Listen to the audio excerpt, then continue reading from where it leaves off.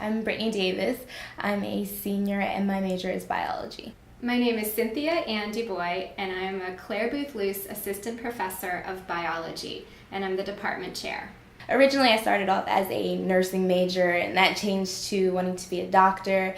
And as my lab classes got more advanced, it really transitioned into wanting to do research. I like the freedom that you have in the laboratory to answer any question that you want. That really intrigues me because I'm a very inquisitive person. After I graduate from here in May, I will hopefully be applying to a PhD MD program. Not sure what kind of research I want to do yet, but I do know that I want to continue down the pathway of science. I'm excited to do research because I love being in the lab, honestly. You have a question and you work to answer it and you try different things. It's a very deductive process, and there isn't always a right or a wrong way to find the answer. Finding those particular conditions and using those to answer your question, and hopefully charting a path for future scientists that they can use your research. When I got the announcement that I was a Clare Boothe Luce Scholar, I was flattered, honestly. That's a very prestigious scholarship. It's not something that you apply for, you're nominated for as well. So to know that my professors had noticed how much hard work I was doing, it's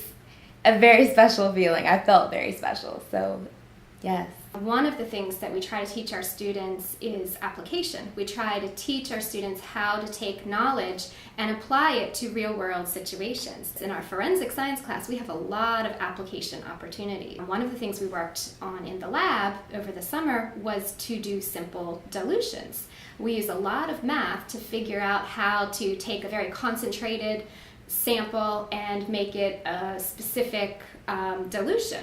I was a leader by helping other students do simple dilutions and serial dilutions in our protocol within forensic science this semester. We worked with Dr. Lee Jin Chu and Dr. Vittorio Gallo at Children's National Medical Center, looking at how oligodendrocytes mature. An oligodendrocyte is a cell in the brain that myelinates the neuron in order for the brain to function properly. What we're looking at is what signals allow that cell to mature, to become functional, to do its job, or to stay in an immature state where it can replicate. I think we had some examples of using different approaches to answering the same questions throughout the research experience this summer. Brittini played an important role while she was there. She did some cell culture work. She looked at human oligodendrocytes in culture. This way we can manipulate the cells in culture to see what's going to happen. She was taking human cells that came from cancer, and these cells could grow in culture very well, and then she would add proteins or reagents to the cells to understand what happened to the cells. Do certain chemicals make these cells die, or does it help them stay alive?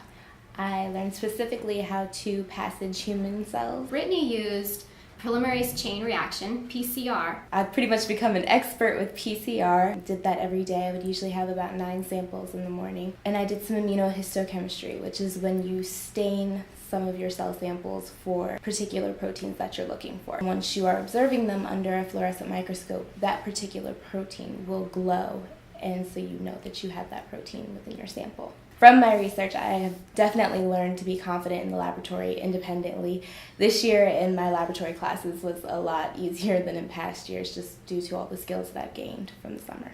Well, one exciting opportunity that we'll have in our new building is more space to do cell culture. Some of the techniques that you are learning over the summer we'll be able to do every day in our new building. I'm hoping that our collaboration can expand so that more students can be involved by doing some of that work at Trinity, and then we can take those findings and work with what our collaborators at Children's have done. It was really exciting to be able to pull together so much of the work that was done over the summer, done by Brittini, done by me, done by other collaborators at Children's, because one fun part about science is when it all comes together to make a story. And so in the spring, I was able to present our story, Brittini's story, my story, and our collaborator's story. That is, our collaborators at Children's National Medical Center. I took that story to California, and I was able to present the story that's presented here on this poster